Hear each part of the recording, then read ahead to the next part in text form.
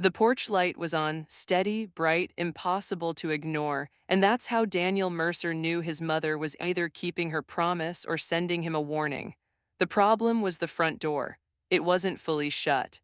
It was cracked open just enough to let a thin blade of warm light spill onto the snow. And Daniel's stomach dropped because a woman like Ruth Mercer did not leave her door open on Christmas Eve. Not in a town where everyone knew everyone and everyone knew what kind of trouble a Mercer could attract. Daniel stood at the foot of the steps, breath fogging the air, listening. Somewhere inside, a floorboard creaked, not the slow creak of an old house settling, a careful creak, weight shifting. Then, from deeper in the house, a sound like glass grinding under a shoe. Daniel froze. 20 years of prison did not teach him how to be fearless. It taught him how to recognize danger before it finished introducing itself. He should have turned around. He should have walked back to the bus station and vanished into the long, dark highway like he'd promised himself 1,000 times. But there was a voicemail he hadn't played yet, and there was a letter folded in his coat pocket that smelled faintly of cinnamon and old paper, and there was a Christmas Eve would not wait for him to decide whether he deserved to be here. Daniel climbed the porch steps slowly, each board complaining under his weight like it remembered him. He pushed the door with 2 fingers. It opened another inch. Warmth breathed out, carrying the scent of pine, coffee, and something metallic and wrong. His hand drifted instinctively toward the empty space at his waistband where a gun had once lived, back when he was the kind of man who thought a weapon could fix a problem. He had nothing now but the hard-earned instinct to survive. "Mom," he called, keeping his voice low, careful, no answer. The Christmas tree lights blinked in the corner of the living room like a heartbeat trying to act normal. A strand of tinsel lay scattered across the floor, torn like someone had grabbed it in a hurry. Daniel stepped inside. The door swung behind him with a soft click that felt too final. On the coffee table, an ornament had shattered, glittering shards spread like ice. In the center of the mess sat his mother's phone, screen lit, unlocked, as if she dropped it mid-message. Daniel stared at it. The screen showed one open draft, 2 words typed and never sent, "Don't come." His pulse slammed. Then his phone vibrated in his pocket again, the same unread voicemail notification that had followed him from the prison gates to this street. Daniel's hands shook as he pulled it out and pressed play, because he couldn't stand the space between not knowing and knowing. Ruth's voice filled his ear, thin and breathless, and behind it, faint but unmistakable, was a man's laugh. "Danny," she whispered, "if you get this, he's here. Curtis, he knows you're out. A thud cut her off. The phone line rasped. A second later, Ruth's voice returned, strained, like she was speaking through pain. "Listen to me," she said fast. "You don't owe him anything. Do you hear me? You don't owe—" Another sound, something heavy hitting wood, and then the call ended. Silence swallowed the room. Daniel stood there, staring at the dead screen, feeling the cold crawl under his skin even in the warm house. Curtis, Emily's brother, the man who had smiled at family dinners like a saint and whispered bad ideas in Daniel's ear like temptation. The man who had vanished the night Daniel went to prison and never once visited, never once wrote, and never once did anything except survive. Daniel's mind tried to run backward through time, to the night of the robbery, to the cheap mask, the shaking gun, the guard's terrified eyes, the sirens, and the snow falling just like it was falling now. He had served 20 years for that night. He had worn his shame like a second sentence. And now he was home for the first time on Christmas Eve, and the past had not only followed him, it was inside his mother's house. Daniel forced himself to move. He stepped toward the hallway, listening. Another creak, closer this time from the kitchen. Daniel's breath caught. A figure moved in the darkness beyond the doorway. Broad shoulders, a familiar swagger even in shadow. Daniel's muscles tightened, ready to fight or run, but then the figure stopped and spoke softly, almost amused. "Danny Mercer," the voice said. "Look at that. Christmas miracles do happen." Daniel's throat went dry. Curtis Hale stepped into the light, smiling like he owned the room. His hair had more gray now, his face more lined, but his eyes were the same, calm, predatory, confident that other people's fear would do the work for him. In his right hand, he held a kitchen knife, not raised like a movie villain, just resting casually against his thigh as if it were a prop and not a threat. "Where is she?" Daniel demanded. Curtis's smile widened. "She's fine," he said. She just got a little dramatic. Old people do that when they realize time's running out. Daniel took a step forward. Curtis lifted the knife a fraction, not threatening, just reminding. Easy, Curtis said. You're in no position to be a hero. You're fresh out. One wrong move and you're back inside before New Year's. Daniel's fists clenched. Why are you here? Curtis leaned his head to the side like he was judging a product. Because you came home, Curtis said. And because your mother wrote the wrong people the right words a long time ago, she thought she was protecting you. Really, she was building a cage for both of you. Daniel's chest tightened. What did you do to her? He snapped. Curtis chuckled. Relax, he said. I didn't hurt her, not yet. I'm here to talk. I'm here to remind you of something you seem to have forgotten in there you still owe. Daniel's stomach dropped. I served my time, Daniel said. Curtis took a slow step closer, knife glinting. You served your time for what you did, Curtis said softly. You never served your time for what I did. Daniel stared. Curtis's eyes glittered. That robbery, Curtis murmured, was never your idea. It was my investment, and you were my cover.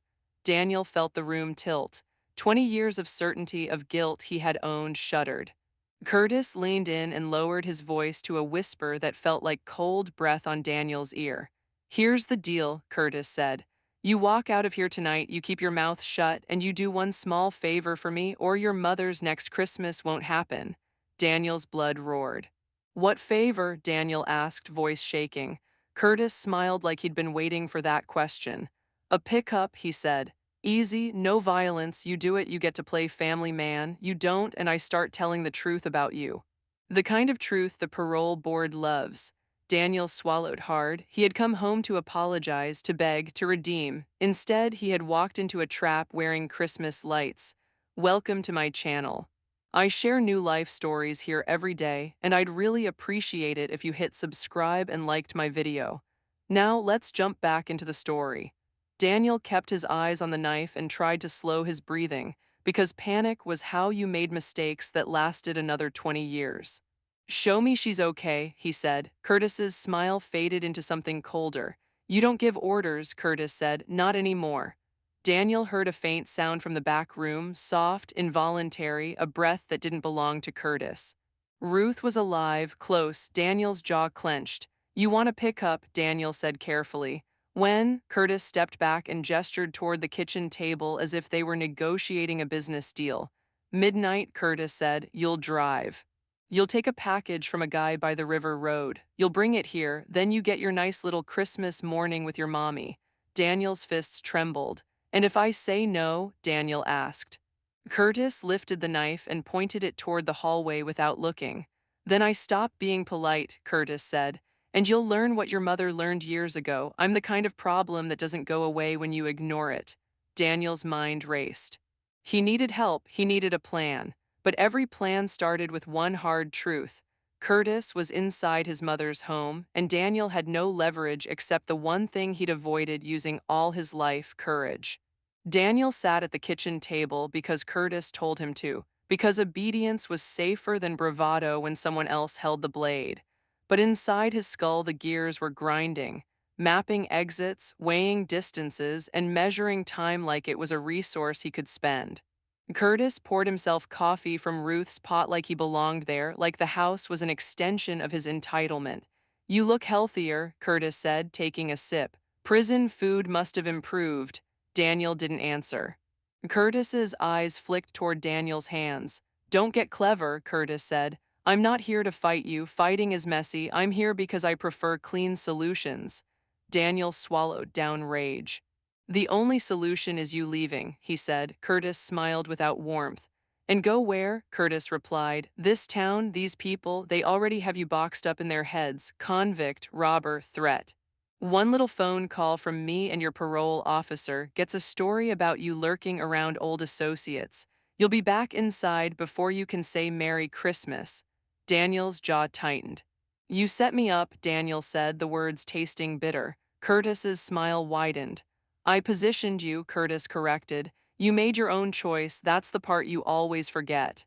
I just knew you were desperate enough to be predictable. The sentence landed like a punch because it was true. Daniel had been desperate. That was how Curtis got in, through the crack that pride and poverty opened. Curtis leaned back. Your mother tried to ruin me, he said casually. Went to the prosecutor, gave statements, thought she was brave. Daniel's stomach turned. She was, Daniel said. Curtis laughed softly. Brave gets people buried, he said. She got lucky. I decided not to punish her because I had a better idea. Daniel's eyes narrowed. Curtis leaned forward. I made sure your case stayed simple, Curtis said. I made sure the blame had one clean direction. You, Daniel's breath caught. How? Daniel demanded. Curtis shrugged. You don't need the mechanics, he said. You need the lesson. I protected you in there. Daniel froze. Protected me? Curtis's eyes glittered. You think you survived 20 years because you're tough, Curtis murmured. Danny, there are men in prison who smell weakness the way dogs smell blood. You had a target on you the first year, and then it went away. Daniel's mouth went dry. He remembered the first months, threats, tests, men probing for cracks. He remembered how, after a certain point, people left him alone in a way that never fully made sense. Curtis watched Daniel's face and nodded slowly, pleased. Yeah, Curtis said. You're remembering I had friends, I had people send messages. The right people, the kind who make trouble disappear. I kept you breathing because dead men can't stay quiet. Daniel felt sick. So my mother wasn't imagining it, Daniel whispered. Curtis smirked. Ruth is smarter than people think, he said. But she's also emotional, and emotional people pay whatever price you ask if you threaten the thing they love. Daniel's hands clenched. Where is she? He demanded again. Curtis gestured toward the hallway. In her room, he said. Resting, she'll be fine if you behave. Daniel forced himself to stand slowly. Let me see her, Daniel said. Curtis's eyes hardened. One step, Curtis warned, and you'll regret it. Daniel stopped. The house was too quiet. Christmas lights blinked in the living room like they were trying to pretend none of this was happening. Daniel realized something chilling. Curtis wasn't rushed. He was comfortable. That meant he believed he had total control. Control came from leverage. Leverage meant Daniel still didn't know the full shape of what Curtis held over them. What's in the package? Daniel asked, stalling. Curtis lifted one shoulder. Not your concern, he said. Just deliver it. Daniel stared at Curtis's face, searching for a hint of fear, but Curtis wore confidence like armor. Why me? Daniel asked. Curtis smiled. Because you're the perfect driver, he said. Newly released, no job, no money, no alibi. If things go sideways, guess who the cops love blaming? Daniel's blood ran cold. This is a setup, Daniel said. Curtis's grin widened. It's insurance, he corrected. You do the pickup, you bring it back, and everyone has a quiet Christmas. You refuse, and I start making calls. I start showing people what I've saved for 20 years. Photos, notes, a little story about how you were never reformed, just waiting. Daniel's mind flashed to the parole conditions he barely understood. One accusation could ruin him. Curtis tapped the knife lightly against the table, a small sound that felt loud. Midnight, Curtis repeated. River Road, you'll meet a man in a gray beanie by the old boat ramp. You'll take a black duffel. You'll bring it here. After that, you can pretend you're redeemed. Daniel inhaled slowly. And if I do it, Daniel said, you leave us alone. Curtis laughed once. Danny, he said, you don't get alone, you get not harmed. That's the best deal your kind ever gets. Daniel wanted to lunge across the table. Instead, he forced himself to think. Curtis needed Daniel. That meant Curtis was exposed too. Exposure was a crack. Daniel looked toward the living room and saw Ruth's old landline on a side table, the cord trailing. Curtis followed his gaze and smirked. Don't, Curtis said. I already pulled the line, and your cell, cute, I jammed it. Daniel's stomach dropped. Curtis had planned this. You're proud of yourself, Daniel said, buying time. Curtis's eyes flickered. I'm practical, Curtis replied. I keep my world stable. Daniel leaned back and made his voice softer, calmer. Prison had taught him that predators got bored when you stopped reacting. What do you want long-term? Daniel asked. Curtis smiled slowly. Money, he said, and quiet. Daniel nodded. Then you'll keep doing this, Daniel said. Using me, using her. Curtis's smile hardened. I will do what works, he said. Daniel's gaze dropped to Curtis's coffee mug, then to the knife, then to the hallway. He heard a faint cough from Ruth's room. That cough felt like a timer. Daniel stood again, slowly, hands open. Let me talk to her, he said. Let her hear I'm cooperating. Curtis's eyes narrowed, but he considered it because Curtis liked control and control liked theatrics. 5 seconds, Curtis said. You open the door, you say one sentence, you close it. Daniel nodded, heart pounding. Curtis gestured with the knife toward the hallway. Daniel walked, each step careful, feeling Curtis's eyes like a laser on his back. He reached Ruth's bedroom door and pushed it open. Ruth lay propped on pillows, face pale, eyes wide, and when she saw Daniel, relief and terror collided in her expression. Her cheek was red like someone had gripped it too hard. Daniel's throat tightened. Mom, he whispered. Ruth shook her head slightly, warning, then forced a small nod, acting. Daniel spoke loud enough for Curtis to hear. I'm okay, Daniel said, the lie tasting like metal. I'm going to do what he wants, so you'll be okay. Ruth's eyes flooded. She mouthed something silently, don't. Then her gaze flicked toward the nightstand. Daniel followed it and saw a folded paper tucked under a pill bottle, something she wanted him to see. Curtis's voice snapped from the hallway. Time. Daniel forced his face neutral, closed the door gently, and walked back. Curtis watched him closely. Good boy, Curtis said. Daniel's hands clenched in his pockets around nothing. But inside his mind, the plan finally formed. Ruth had left him something, evidence, a name, a number, something that could break Curtis's leverage if Daniel could survive long enough to use it. Curtis looked at the clock and smiled. You've got a few hours, he said. Try to enjoy your nostalgia. Midnight comes fast. Daniel nodded, playing obedient. But the truth was, midnight didn't scare him as much as the next 20 years did, and he was done paying for Curtis's crimes with his family's blood.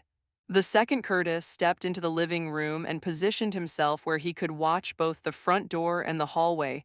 Daniel understood the kind of man he was dealing with. Curtis didn't just threaten, he staged. He wanted people to feel trapped, not because it was necessary, but because fear made obedience easier the next time. Daniel pretended to sit on the couch and stare at the Christmas tree, but his eyes kept flicking to every reflective surface, window glass, picture frames, anything that could show him if Curtis moved. Ruth's house was full of memories. Daniel didn't deserve a framed photo of Jacob at 10 years old missing a tooth, a school certificate, or an old crocheted blanket. Ruth made it when Daniel was a kid. Curtis sat in Ruth's armchair like a king in a stolen palace and scrolled through his own phone with smug patience. No signal in here, Daniel said carefully, fishing for information. Curtis didn't look up. Funny, right? He said. Some places just go quiet when they need to. Daniel's pulse thudded.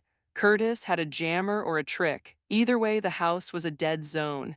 Daniel's mind went back to Ruth's silent warning, her eyes flicking to the nightstand. Whatever she hid there was his only advantage, and he only saw it for a second. He needed it. He needed a chance to get into her room again without Curtis's permission, but Curtis was watching and the clock was eating time. Daniel forced himself to talk because talking kept Curtis engaged, and engagement created mistakes. You said you protected me inside, Daniel said, keeping his voice low. Curtis smirked. I did, Curtis replied. You're welcome, Daniel swallowed rage. So you had contacts, Daniel said, people who could reach inside a prison. Curtis's eyes flickered up sharp. You trying to be clever? Curtis asked. Daniel shrugged. I'm trying to understand how deep you are, he said. Curtis leaned forward slightly, intrigued by his own myth. Deep enough, Curtis said. Deep enough that your mother couldn't outsmart me. Daniel nodded slowly, letting Curtis believe he was winning. Then why risk this now? Daniel asked. Curtis's smile thinned. Because you're out, he said, and loose ends make me itchy. Daniel's mind jumped. Loose ends, that meant Curtis was worried. Worried meant vulnerable. What are you afraid of? Daniel asked softly. Curtis's gaze hardened. I'm not afraid, he snapped. Daniel waited, silent. Curtis hated silence. Finally, he spoke again with forced calm. I'm aware of how stories change, Curtis said. A man goes to prison, he finds religion, he comes out and suddenly he's a truth teller. People love that, makes them feel safe. I don't want you getting ideas. Daniel nodded slowly. So this package, Daniel said, it's about keeping me quiet. Curtis laughed once. It's about reminding you who you are, he said. Daniel looked toward the hallway again, pretending curiosity. If she dies, Daniel said casually, you lose leverage. Curtis's eyes narrowed. "Watch your mouth," he warned. Daniel held up a hand. "I'm stating facts," Daniel said. "Why scare her now?" Curtis leaned back and exhaled like Daniel was exhausting him. "Because she started writing again," Curtis said. Daniel's heart jolted. "Writing who?" Daniel asked. Curtis's smile returned, small and nasty. "Wouldn't you like to know?" he said. Daniel's stomach dropped. Ruth had written to the prosecutor years ago. She might be writing again, police, attorneys, or someone who could reopen the past.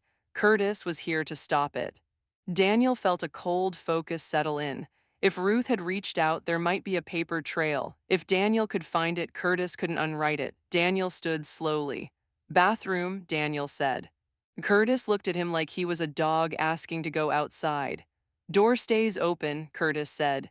Daniel nodded, walked toward the bathroom, and as soon as he entered, he searched with frantic precision, not for comfort but for tools. Under the sink, cleaning supplies, a small flashlight and duct tape. Duct tape. Daniel's mind clicked. He pocketed the flashlight quietly. When he returned, Curtis barely glanced up. "Try anything," Curtis murmured, "and I'll make your mother's last day unforgettable." Daniel's jaw clenched so hard it hurt. Daniel sat again, minutes crawled. Ruth's cough echoed faintly down the hall.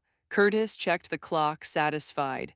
Then a new sound cut through the house, tires crunching in the driveway. Curtis's head snapped up. Daniel's pulse spiked. Curtis moved to the window, peeked through the curtain, and smiled.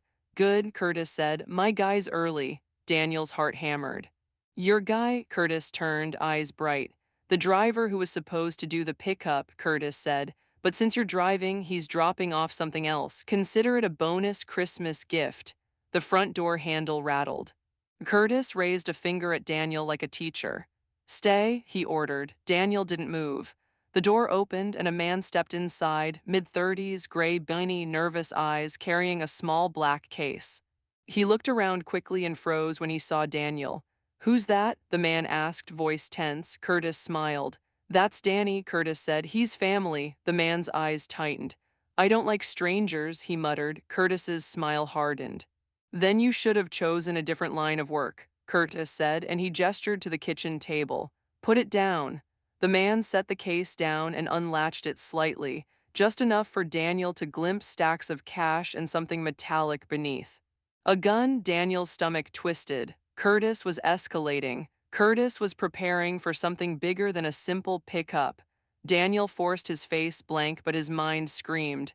Curtis glanced at Daniel and watched him watching. "Don't worry," Curtis said softly. "This isn't for you, this is for what comes after." Daniel swallowed. "After what?" Daniel asked. Curtis's eyes gleamed. "After you do your favor," Curtis said.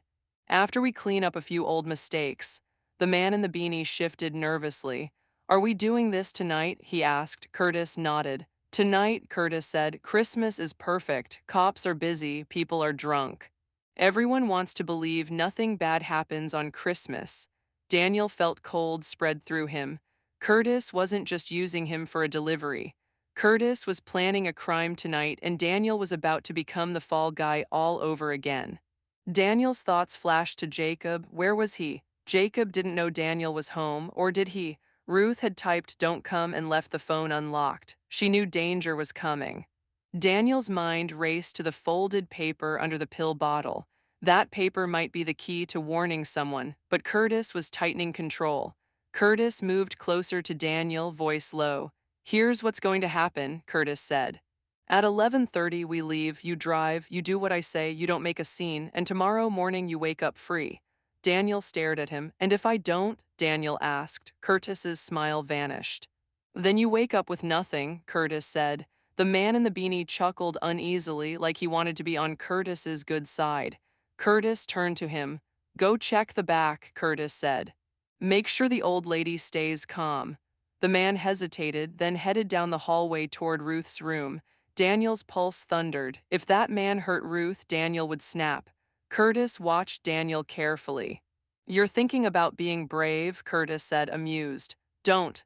Daniel forced his breathing steady, but inside something changed, because Daniel realized he wasn't afraid of prison anymore. He was afraid of repeating the same cowardice. He was afraid of letting Curtis write his story again. And the moment the beanie man disappeared down the hall, Daniel made the decision that would either redeem him or destroy him. He would not leave this house with Curtis in control. Not tonight, not ever again. The scream didn't come from Ruth's room. It came from the hallway itself, a short, choked sound like a man surprised by pain, followed by the crash of something heavy hitting the floor. Curtis's head snapped toward the hall. For the first time since Daniel arrived, Curtis looked uncertain. Daniel's heart jumped because uncertainty was a crack, and cracks were where you shoved a life raft. Curtis moved fast, knife up now, no longer casual. "What the hell?" Curtis hissed, and he started down the hallway. Daniel stood too. Curtis whipped his head around. "Sit," he barked. Daniel didn't. Curtis took another step toward the hall, then hesitated like he didn't want to leave Daniel unwatched. That hesitation was the moment Daniel needed. He lunged not at Curtis, but past him toward Ruth's bedroom door, because if Ruth had hidden something under that pill bottle, it was now or never. Curtis roared and grabbed for Daniel's jacket. Fabric tore. Daniel stumbled forward and slammed into the bedroom door, pushing it open. Ruth was upright in bed, eyes wide, shaking but alive. On the floor beside the bed was the beanie man, curled on his side, groaning, clutching his wrist. Standing over him, trembling but fierce, was Ruth, holding her metal cane like a weapon. "Danny," Ruth gasped. Daniel's breath caught at the sight. His frail mother had just defended herself. Curtis stormed into the doorway, eyes blazing. "You stupid old," Curtis began, then stopped when he saw the beanie man on the floor. Curtis's face twisted with rage and embarrassment. "Get up," Curtis snapped at the man. The man groaned. "She hit me," he wheezed. Ruth's voice shook, but she didn't back down. "You came into my room," she said. "I told you to get out." Curtis stepped forward, knife raised. Daniel moved between them instantly, hands up. "No," Daniel said, voice low and dangerous. Curtis laughed sharply. "You're going to stop me?" Curtis said. "With what? Your parole paperwork?" Daniel's eyes flicked to the nightstand. The pill bottle, the folded paper. Daniel reached slowly and Curtis's knife snapped toward him. "Touch anything," Curtis warned, "and I'll—" Ruth cut in, breathless. "Danny," she said quickly, "the paper, take it." "Please?" Curtis's face changed. Something like fear flashed there and vanished. Daniel saw it. Paper mattered. Daniel's fingers shot out, grabbed the folded paper, and yanked it free. Curtis lunged. Daniel spun, holding the paper behind his back, and shoved Curtis hard enough to force him one step out of the room. Curtis recovered instantly, knife up, eyes murderous. "Give it," Curtis snarled. Daniel unfolded the paper with shaking hands and saw a list, names, dates, and numbers, and at the top one phrase that made his blood run cold. "SA contact Agent L. Perrin, Federal."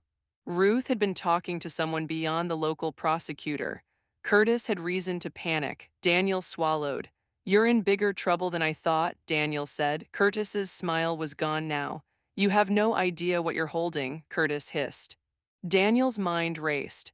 If this was a federal contact, it meant Curtis's activities were bigger than a small-town intimidation routine. Drugs, weapons, something that needed federal eyes. Ruth had been collecting evidence. She'd been brave in a way Daniel never was. Curtis stepped forward again, knife trembling slightly now, not from fear of violence, but from fear of exposure. "Hand it over," Curtis said through clenched teeth. Ruth's voice cracked. "Danny, run," she whispered. Daniel looked at his mother, then back at Curtis. 20 years ago, he ran from consequences until consequences chained him. Tonight, he couldn't run. "No," Daniel said quietly. Curtis's eyes narrowed. "Then you die," Curtis spat, and he lunged. Daniel reacted on instinct, grabbing the lamp from Ruth's nightstand and swinging it like a club. The lamp cracked against Curtis's forearm. Curtis cursed, knife dropping to the floor. Daniel kicked it away. Curtis roared and tackled Daniel into the hallway. They crashed into the wall, picture frames exploding. Daniel felt Curtis's hands at his throat, strong and furious, and the old helplessness flashed through him, the feeling of being pinned while someone else decided your future. Daniel fought back with everything prison had taught him: elbows, head, leverage, and refusing to panic. He drove his knee up and shoved Curtis off, and they rolled, slipping on scattered wrapping paper and broken glass. Ruth screamed Daniel's name, and the sound lit a fire in his chest. He scrambled to his feet and backed toward the living room, keeping Curtis between him and Ruth's door. The beanie man staggered out of the bedroom, clutching his wrist, eyes wild. Curtis snapped at him. "Get the case," Curtis barked. The beanie man hesitated, then stumbled toward the kitchen where the black case sat. Daniel's mind snapped. Case meant gun. If the beanie man got it, this became a murder scene and Daniel would not survive it. Daniel sprinted, grabbed the case first, and slammed it shut. The beanie man lunged, but Daniel shoved him backward into the counter. The case thudded to the floor. Curtis charged. Daniel grabbed the flashlight he'd pocketed earlier and hurled it at Curtis's face. It struck Curtis's cheekbone. Curtis snarled, wiped blood, and then sirens. Faint and distant at first, then closer. Daniel froze, Curtis froze, Ruth had done something. The house's dead signal and the cut landline, none of that mattered if she had already reached someone earlier. Curtis's eyes flared with panic. "What did you do?" he hissed at Ruth. Ruth's voice trembled, but she lifted her chin. "I kept a promise," she said. "I kept the porch light on for my son, and I kept the truth for the men who would finally listen." Curtis swore and grabbed the beanie man by the collar. "Move," Curtis snarled. They bolted toward the back door. Daniel ran after them, but Ruth cried out and Daniel's instincts jerked him back. Ruth was clutching her chest now, face pale, breath shallow. "Mom," Daniel shouted, catching her as she slumped. The sirens grew louder. Curtis yanked the back door open. Snow blasted in. Daniel looked from Ruth's face to Curtis disappearing into the night, and the choice ripped him in half. Chase the monster or save the woman who kept him alive. Daniel sank to the floor with Ruth in his arms and chose, finally, to be present. "Stay with me," he begged. Ruth's eyes fluttered. "Danny," she whispered, "don't let him take you again." Daniel held the paper tight in his fist like a lifeline. Footsteps thundered on the porch. Flashlights cut through the window. A voice shouted, "Police, drop it." "Hands up," Daniel lifted his hands and yelled, "In here, she needs help." The door burst open. Officers flooded in.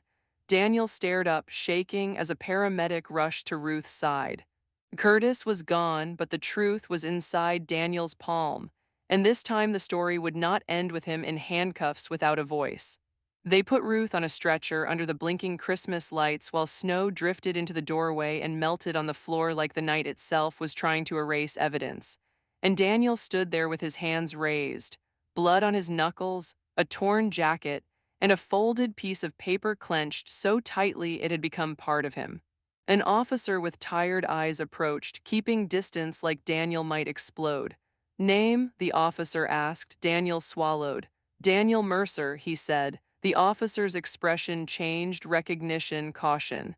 "You just got out," the officer said. It wasn't a question. Daniel nodded. "Tonight wasn't me," Daniel said quickly. "Curtis Hale was here. He threatened her. He tried to make me do a run." The officer's eyes narrowed. "Hale," he repeated, and something in his voice suggested the name already carried weight. Daniel held out the folded paper with shaking hands. "She kept this," Daniel said. "It's evidence, federal contact, names." "Dates?" The officer took it carefully like it was radioactive. Another officer shouted from the hallway, back doors open, suspects fled. The first officer swore under his breath, then looked at Daniel. "You're coming with us," he said. Daniel's stomach dropped. "I didn't," Daniel began. The officer cut him off. "Not in cuffs," he said, and that alone felt like a miracle. "You're a witness, but you're also a parolee in a house with violence. We're doing this clean." Daniel nodded, breath ragged. They rode to the station while Ruth went to the hospital, and Daniel's mind kept snapping between images. Curtis's smile, Ruth swinging cane, the draft message, "Don't come," and the fact that if Ruth died tonight, Daniel would never forgive himself no matter how much prison time he had already served. At the station, under fluorescent lights, Daniel gave a statement that burned his throat raw. He told them the whole truth, including the part he hated most. That Curtis had positioned him for the original robbery, that Daniel had still chosen to do it, that guilt didn't disappear just because someone else lit the match. He told them Curtis admitted he had protected him inside with outside influence. He told them about the midnight pickup plan, the black case, the beanie man. The officers exchanged looks that said, "This is bigger." An older detective entered the room, read the paper Ruth had hidden, and his face tightened. "Agent Perrin," he murmured, "that's a federal task force." He looked up at Daniel. Your mother reached out? Daniel nodded. She was scared, Daniel said. The detective's eyes shifted briefly, respect maybe. She was brave, he said. Daniel swallowed hard. Hours passed. Then the detective returned with an update. Curtis Hale had been spotted leaving town, and state troopers were in pursuit. The Beanie Man's name came back with priors and a current warrant. The black case Daniel grabbed contained cash, a handgun, and small sealed bags that looked like the kind of trouble that carried mandatory minimums. Daniel's stomach rolled. Curtis wasn't just a bully, he was running serious business. The detective leaned in. You understand, he said. You're lucky you called this in. Daniel stared. I didn't call, he admitted. My mother, she must have earlier. Before he jammed the signal, the detective nodded slowly. She did, he said. She left a message with dispatch at 6:12 p.m. said if the porch light stayed on and the door was cracked, it wasn't an accident. Daniel's chest tightened. Ruth had planned a last resort like she knew Curtis would come. She set a trap and Daniel walked into it, and now he had a chance, finally, to stop being the easy scapegoat. At dawn, they released Daniel with instructions not to leave town and to keep his parole officer informed. Daniel drove to the hospital in a borrowed car from Warren Haskins, who arrived at the station in a panic, face gray, eyes furious when he heard Curtis had been inside Ruth's house. I told her to move, Warren muttered. I told her. Daniel didn't argue, he only asked, Where's Jacob? Warren's face tightened. He's coming, Warren said. He didn't know you were home until last night. Ruth texted Marla. Marla called him, he's on the way. Daniel's heart pounded. Jacob coming meant confrontation, but it also meant Ruth wouldn't be alone if she woke up. In the hospital room, Ruth lay under thin blankets, oxygen hissing softly, her face pale but still hers. Daniel sat beside her, holding her hand the way she held his when he was a boy with a fever, and he whispered apologies that weren't meant to erase the past, only to honor the present. You kept me alive, he whispered. And I'm sorry it cost you so much. Ruth's eyelids fluttered. For a moment, she looked at him as if she was trying to confirm he was real. Her voice came out as a breath. Danny, she whispered, did you run? Daniel choked. No, he said, I stayed. A faint smile trembled at the corner of her mouth. Good, she whispered, and then she drifted again. An hour later, Jacob arrived. Daniel heard his steps before he saw him, fast, decisive, anger disguised as purpose. Jacob stepped into the room and froze when he saw Daniel sitting there. The air tightened like a wire. Jacob was tall and broad-shouldered, with eyes that carried Ruth's warmth but were sharpened by disappointment. So it's true, Jacob said, voice low. Daniel stood slowly, palms open. I didn't plan it like this, Daniel said. Jacob's eyes flicked to Ruth, then back. She's dying, Jacob said. Daniel swallowed. She's fighting, Daniel replied. Jacob's jaw clenched. And you show up now, Jacob said, bitterness cutting. Daniel nodded. I know how it looks, he said. Jacob took a step closer, voice shaking. I wrote you, Jacob hissed, when I was 14. I waited for you behind glass. You never came, so don't give me a speech. Daniel's throat tightened, but he didn't flinch away. I didn't know, Daniel said. Jacob scoffed. Right, he muttered. Warren stepped in from the doorway and said softly, Jacob, it's not what you think. Jacob turned on him. Don't, Jacob snapped. Don't defend him. Daniel took a slow breath and did the one thing he wished he'd done 20 years ago. He told the truth, even if it made him look weak. Your visits were canceled, Daniel said quietly. By Grandma, she thought she was protecting me from Curtis. Jacob's face shifted, anger, disbelief, and confusion. Curtis? Jacob repeated. Daniel nodded. Curtis was here last night, Daniel said. He threatened her, he tried to use me again, and she fought back. Jacob stared at Ruth's bruised cheek and the oxygen tube and the monitors, and something in his expression broke loose. Why didn't she tell me? Jacob whispered. Warren swallowed hard. Because she thought it would keep you safe, Warren said. Jacob's eyes filled with furious tears. Safe from what? Jacob demanded. Daniel answered softly, from becoming me. Jacob's breath hitched. For a long moment, he looked at Daniel like he wanted to hate him, like hate was easier than grief. Then Ruth stirred, eyelids fluttering, and she whispered, Jacob. Jacob rushed to the bedside. I'm here, he said, voice cracking. Ruth's hand trembled as she reached. Jacob took it. Ruth's eyes slid toward Daniel. My boys, she whispered. Jacob swallowed. Why, Grandma? He asked, voice shaking. Why did you keep us apart? Ruth's breath came shallow. Fear, she whispered. I thought I could choose the pain. I chose wrong. Jacob closed his eyes, jaw trembling. I hated him, Jacob whispered, and Daniel felt the words land like a verdict, but he didn't argue. Ruth squeezed Jacob's hand as much as her weak fingers could. Don't waste each other, she whispered. Daniel's eyes burned. Jacob stared at Ruth, then at Daniel, and for the first time his face held something besides anger, exhaustion. Did you stop Curtis? Jacob asked, voice low. Daniel shook his head. Not yet, Daniel said, but the police have evidence. She built a trail. We're not alone anymore. As if summoned, a detective entered and asked for Jacob's statement. Jacob looked at Daniel. If I talk, Jacob said, does it help her? Daniel nodded. It helps end this, Daniel said. Jacob's jaw clenched and then he nodded once. Then I'll talk, Jacob said. That choice, Jacob choosing truth over silence, felt like the first real shift in 20 years. By evening, troopers caught Curtis outside the county line after a short chase. Curtis tried to run on foot, slipped in the snow, and was found with a second phone and a small notebook full of numbers that matched Ruth's list. The detective told Daniel, your mother's evidence connected him to more than intimidation. Weapons. Distribution, federal wants him. Daniel didn't feel victorious. He felt emptied out because victory couldn't give him back the years or undo the fear Ruth had lived with, but it could stop the fear from spreading. Ruth survived the night. She didn't bounce back. She was weaker, and the doctors were honest about her heart.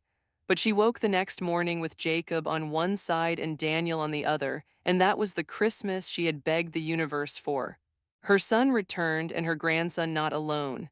When she was strong enough to speak, she told Jacob the truth about the canceled visits, about Curtis's threats, about why she had cooperated with prosecutors years ago to keep Daniel's case from going federal, about how she believed Curtis would have him killed inside if the wrong pressure was applied.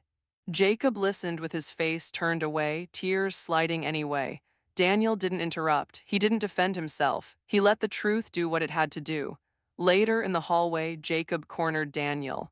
So what now? Jacob asked, voice rough. Daniel swallowed.